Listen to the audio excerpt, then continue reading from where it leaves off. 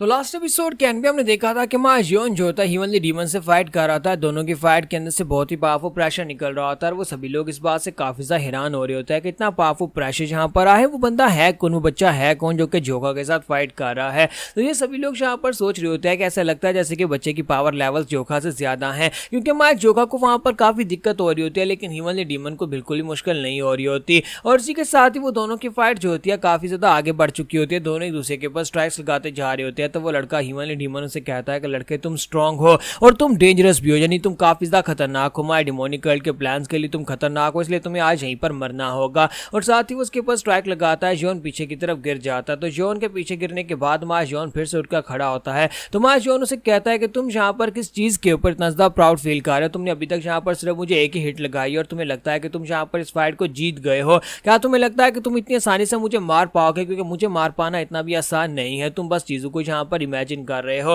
तो इसी के साथ ही माँ जोका जो होता है वहां पर आगे की तरफ बढ़ना स्टार्ट करता है और इसी के साथ से कहता है जरा ऊपर देखो। तो वहां पर ऊपर से एक जबरदस्त एनर्जी बीम नीचे की तरफ गिरती है ह्यूमनली डीमन के ऊपर। तो ये देखने के बाद सभी लोग काफी हैरान होते हैं और कहते हैं कि तो वही टेक्निक है, यानी कि माँ जोन जोखा जो होता है वो यहाँ पर ह्यूमनली एस्केप स्वॉर्ड टेक्निक को यूज कर रहा था। ह्यूमनली एस्केप स्वॉर्ड टेक्निक के साथ माँ जोखा जो होता है अपनी तलवार को भी म्यूट कर लेता है, लेकिन माँ जोखा को इस टेक्निक को समन करने में काफी ज्यादा एनर्जी डिफ्लेक्शन का सामना करना पड़ता है, क्योंकि यहाँ पर बहुत सारी एनर्जी कंज्यूम होती है। तब जाकर वो इस ह्यूमनली एस्केप टेक्निक को यूज कर पाएगा। तो मिस जोन कहते हैं अगर इसने इस टेक्निक को अभी यूज किया और वो इस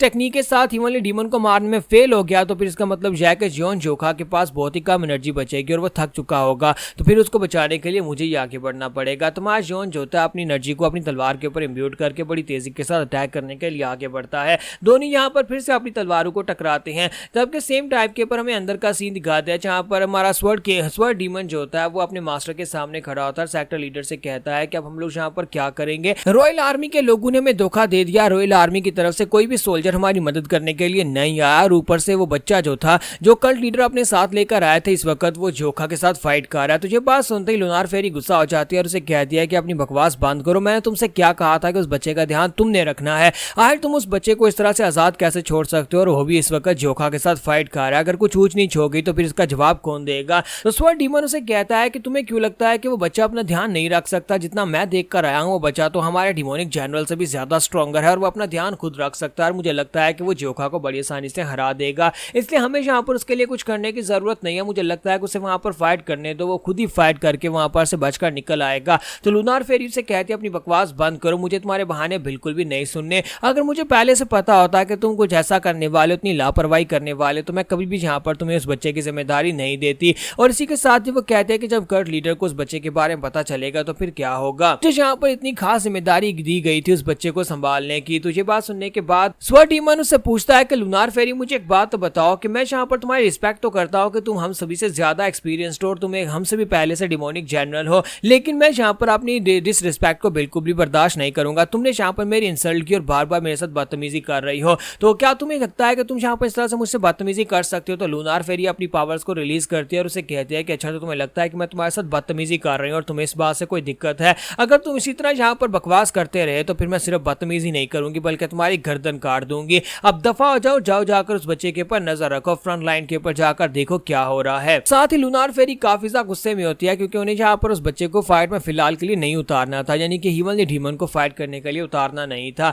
तो नीचे का सीन दिखाते हैं जहाँ पर फाइट हो रही होती है, बाकी के सभी लोग तो उस प्रेशर के सामने हिल भी नहीं पा रहे होते, लेकिन वहां पर जोका की हालत काफी ज्यादा खराब हो चुकी होती है। जोका अपनी सारी एनर्जी को कंज्यूम कर चुका होता है और उस बेचारे के पसीने छूट रहे होते हैं और वो लड़का ह्यूमनली डीमन उसे कहता है कि तुम काफी ज्यादा स्ट्रॉन्ग हो और तुम खतरनाक भी हो, इसी वजह से तुम्हें यहीं पर मरना होगा, तुम्हारे पास एक्सपीरियंस की कमी है जिसकी वजह से तुम्हारी ये हालत हो गई है और अगर तुम्हें यहाँ पर थोड़ा और समय दिया गया, कुछ सालों के बाद तुम यहाँ पर हम सभी के लिए एक बहुत बड़ा खतरा बन जाओगे, इसलिए यहाँ पर तुम्हें मारना मेरे लिए बहुत ज्यादा जरूरी है। और इसी के साथ ही ह्यूमनली डीमन उसे मारने के लिए उसके करीब पहुंचता है। तुम्हारा जोखा उसे कहता है कि तुम यहाँ पर इस बात को समझ नहीं पा रहे, तुम्हें क्या लगता है कि इस दुनिया में सिर्फ और डिमोनिक पावर्स ही स्ट्रॉन्गर होती हैं, सिर्फ और सिर्फ डिमोनिक पावर्स ही यहाँ पर स्ट्रॉन्गर नहीं है, बल्कि कुछ ऐसी पावर्स भी होती है जो विजिबल नहीं होती, असली स्ट्रेंथ वही होती है जो यहाँ पर तुम्हें दिखाई नहीं देती। तो जैसे ही ह्यूमनली डीमन उसके करीब पहुंचता है, हमारा जोखा वहां पर अपनी एनर्जी को रिलीज करता है, तो वहां पर जबरदस्त एनर्जी बीम निकलती है जो ऊपर आसमान की तरफ जाती है और साथ ही वहां पर एक जबरदस्त धमाका होता है। तो सभी लोग ऊपर आसमान की तरफ देख रहे होते हैं कि ये क्या हो रहा है। तो स्वर्ड सुप्रीम कहता है कि मैंने यहाँ पर इस टेक्निक को पहले भी देखा था, ये बहुत सा खूबसूरत टेक्निक है, ये तो हिमालय स्वर्ड एस्केप टेक्निक है। तो हमारा जोखा जो होता है वहां पर हिमालय एस्केप स्वर्ड टेक्निक को यूज कर रहा होता है और उस टेक्निक के साथ हिमालय डीमन को मारने की कोशिश करने वाला है। जब वो अपनी तलवार को रेडी कर लेता है, हिमालय स्वर्ड ऊपर से नीचे की तरफ आ रही होती है, तो हिमालय डीमन कहता है तो legendary Himalaya escape sword technique है जो कि डिमोनिक कर्ल के लिए बहुत ज्यादा खतरनाक है। लेकिन हमारा जोखा जो होता है उस टेक्निक को एक्टिवेट तो कर लेता है, लेकिन उस टेक्निक को एक्टिवेट करने के बाद लॉन्च नहीं कर पाता। उसके पास ज्यादा एनर्जी नहीं होती, जिसकी वजह से इसकी टेक्निक जो होती है मिडिल एयर में वहीं पर रुक जाती है। जोखा कहता है कि लास्ट टाइम की हिट के बाद मेरी बॉडी के अंदर काफ़ी सारी इंटरनल इंजरीज है, जिसकी वजह से मैं यहाँ पर इस टेक्निक को कम्प्लीटली परफॉर्म नहीं कर पा रहा, ना ही मैं इसको मार पाऊंगा। जबकि दूसरी तरफ से वो लड़का जो होता है वो कहता है कि लगता है कि तुम यहाँ पर इस टेक्निक के साथ मुझे नहीं मार पाओगे क्योंकि तुम्हारे अंदर अभी इतनी ज़्यादा एनर्जी नहीं है। लेकिन मैंने यहाँ पर सही गैस किया था कि तुम हमारे लिए बहुत ज़्यादा खतरनाक हो, इसी वजह से तुम्हें मरना होगा। तो वहाँ पर डिमोनिक लीडर जो होता है उसकी पावर्स रिलीज होना शुरू हो जाती हैं। जब उसकी डिमोनिक पावर्स रिलीज होती है तो उसकी पावर पहले से काफ़ी ज़्यादा बढ़ जाती है और वहीं पर से अपनी एनर्जी बीम के साथ जोखा के ऊपर अटैक करता है। तुम्हारे जोखा के मुंह से ब्लीडिंग होना शुरू हो जाती है। तो वो जोखा से कहता है कि योन जोखा, तुम्हारे मरने का वक्त आ चुका है, मैं तुम्हें किसी सूरत में जिंदा नहीं छोड़ूंगा। और वहीं पर से वो अपनी डिमोनिक एनर्जी के साथ एक और पावरफुल अटैक करता है। तो वहां पर एक ब्लास्ट होता है, एक बहुत ही बड़ा धमाका होता है और सभी लोग ये देखकर बहुत ज्यादा घबरा जाते हैं। उन्हें लगता है कि जोखा को बहुत ही बुरी तरह से हिट लगी है। तो जोखा पीछे जाकर दीवार के साथ टकराया होता है, वहां पर जख्मी हालत में गिरा होता है। तुम्हारा जोखा कहता है कि ये तो बहुत ही बुरा है, मैं अपनी हिमालय एस्केप स्वर्ड को टेक्निक को कंप्लीटली लॉन्च नहीं कर पा रहा और ऊपर से इसने यहाँ पर मुझे और भी बुरी तरह जख्मी कर दिया। अगर ऐसे ही चलता रहा तो फिर मैं इस फाइट को जीत नहीं पाऊंगा। तो यहाँ पर हम लोग अपनी एपिसोड 167 का एंड करेंगे और नेक्स्ट एपिसोड में देखेंगे क्या हमारा जोखा सिर्फ अपनी फाइट को जीत पाएगा या फिर हमारा जोखा अपनी पहली फाइट को हारने वाला है।